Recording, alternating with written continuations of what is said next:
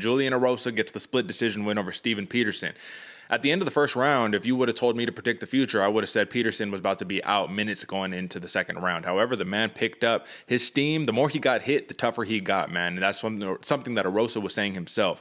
He said that he was like, I don't know what it was about this man, because I thought I had him finished at the end of the first, but he just got stronger and stronger as the fight went.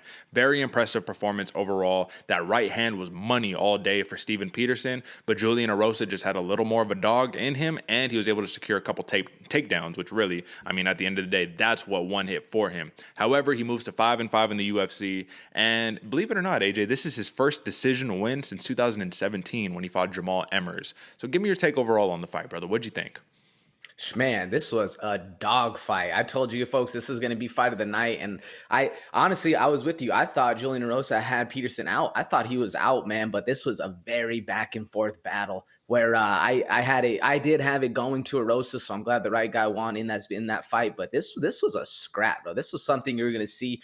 I'm a little bit surprised that both of these dudes' chin held up. Like both of them were getting rocked. You saw at the end in that picture that Derek put up at the beginning. Both people were bloodied, battered. This was a crazy fight, and I think Peterson needed to tap into that superpower that he has. Where you're right, the more he got touched up, the more he got hit, the stronger and the better he started fighting.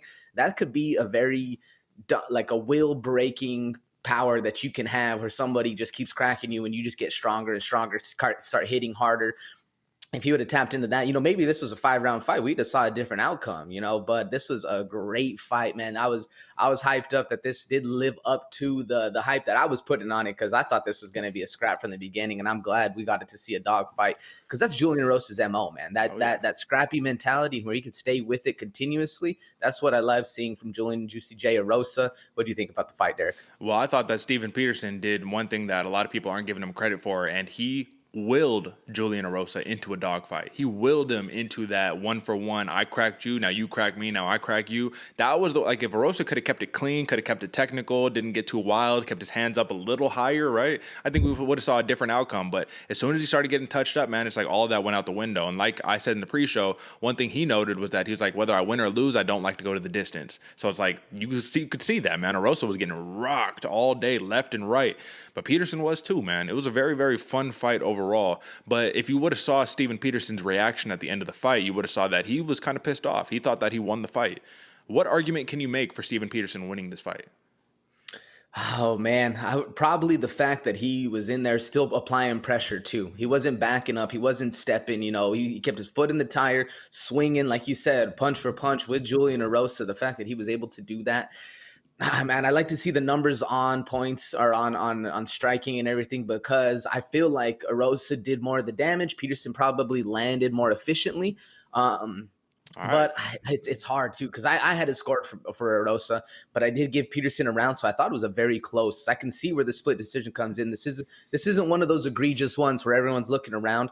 I think Peterson does have an argument that he could have won it if things went just a little bit differently.